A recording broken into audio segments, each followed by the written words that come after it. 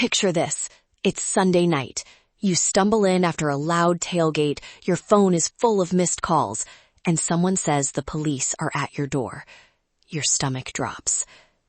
Welcome to Danny's Den. I'm Danny, and for the next 10 minutes, we're going to sort out what really happens to your custody case after an arrest. Calm, practical, and courtroom-aware. Let's chat. In that short time, I'll walk you through what matters in family court after an arrest, immediate steps to protect parenting time, and a tiny music reset at the end to help you breathe. Ordinary nights turn sideways in ways we don't expect. A heated argument at a bar, a mistaken ID at a concert, a scuffle after a game.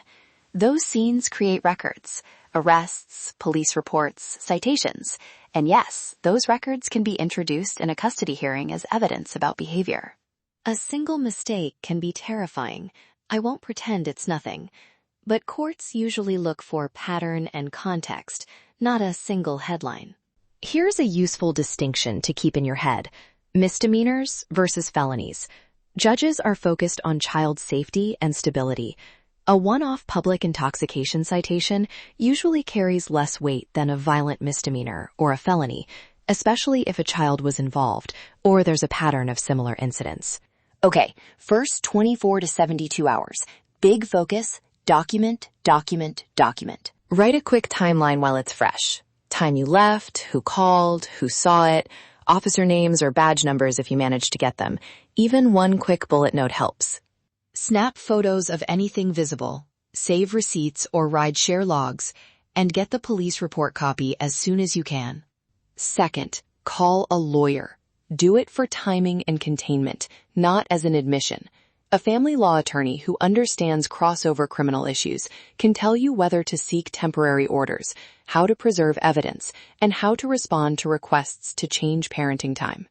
Third, communication. Resist the urge to unload on social media or send heated texts. Posts and messages can be screenshotted and used in court. If you must tell your co-parent something, keep it short and factual. Where you are, who you talk to, and what immediate steps you're taking. Let me bust a common myth. An arrest alone is not automatic proof you're a bad parent. Family courts consider criminal history as one factor among many. Parenting history, school involvement, stability. That said, incidents involving alleged harm to a child or domestic violence are treated differently and move with urgency. Here's a simple checklist to memorize. First, document. Second, contact counsel. Third, secure witnesses and preserve evidence. Fourth, avoid social media noise. And fifth, if something changes to your temporary parenting plan, get it in writing and run it by your attorney before agreeing.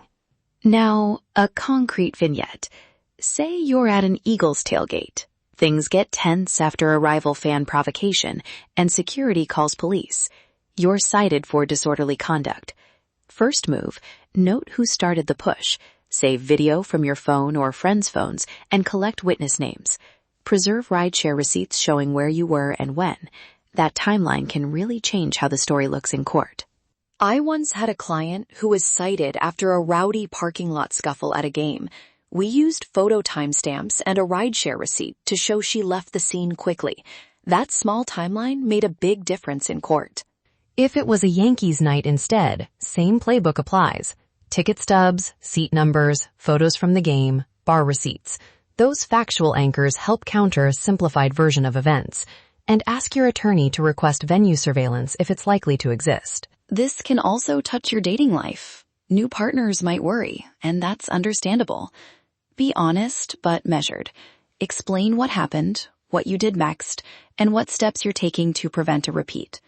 Owning it and showing a concrete plan helps both co-parents and future partners. If there's any concern about substance use or mental health, voluntary treatment or counseling can actually strengthen your position in family court. It shows responsibility and proactive steps, not just reaction. Let's take a 20-second breath with a mellow 90s R&B groove.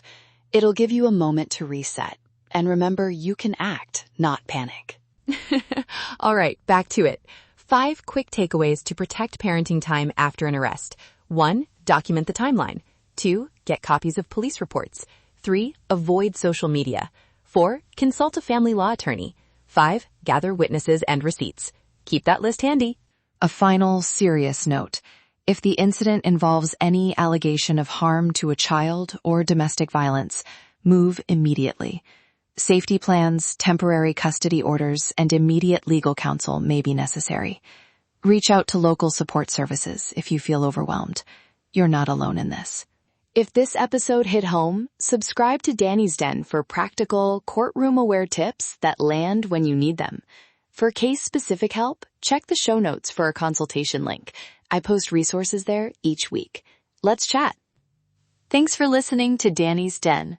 Drop a comment with episode ideas. I read them. Take care and see you next time.